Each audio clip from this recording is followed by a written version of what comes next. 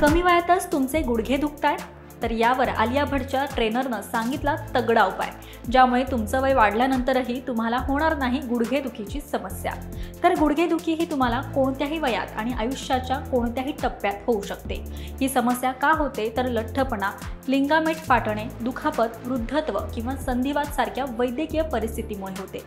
मात्र जीवनशैलीत साधे सोपे बदल करून आणि योग्य शारीरिक हालचालींचा अवलंब करून गुडघेदुखी आपण नियंत्रणात आणू शकतो।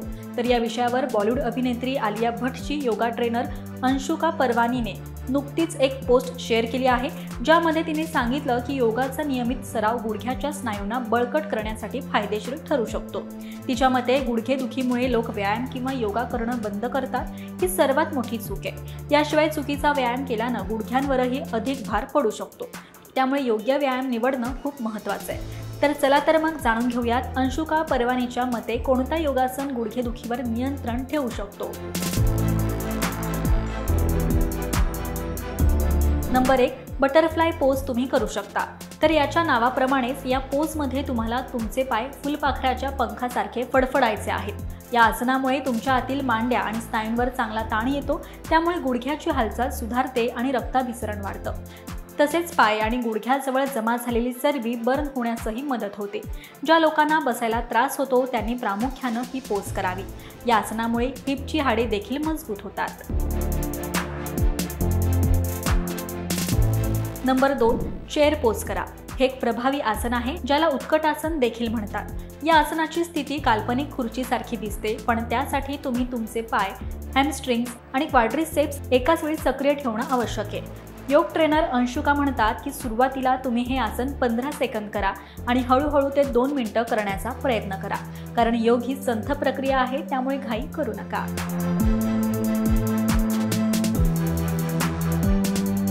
नंबर 3, ट्री पोज करा, म्हणजेच वृक्षासन। हे व्यक्तीमध्ये संतुलन आणि स्थिरता सुधारण्यासाठी एक अद्भुत आसन आहे। हे आसन सोपं दिसतं, पण ते करणं थोडं कठीण असतं। अंशुकाच्या मते या योगासनामुळे पाय मजबूत होतात आणि ही पोज करताना संतुलनावर लक्ष केंद्रित करणं महत्त्वाचं आहे। तर ही ट्री पोज 15 सेकंदापासून ते 2 मिनिटांपर्यंत तुम्ही करू शकता।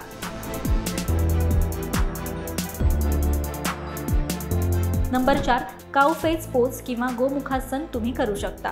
हे तुमच्या शरीराला चांगला ताण देण्याच्या बाबतीत सर्वात महत्त्वाचं आसन आहे। हे गुडघे, नितंब आणि हॅमस्ट्रिंगसाठी चांगलं मानलं जातं।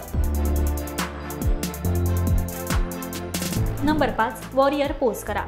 संतुलन आणि सामर्थ्य यावर लक्ष केंद्रित करणारा हा आणखी एक स्थायी योग आहे। त्याला वीरभद्रासन असंही म्हणतात। शरीराला बळ देण्यासाठी ही मुद्रा चांगली मानली जाते। या आसनामुळे पायाशिवाय संपूर्ण शरीराला ऊर्जा मिळते, यामुळे स्नायू देखील मजबूत होतात। तर हे योगासनं करा आणि गुडघेदुखीपासून मुक्त व्हा।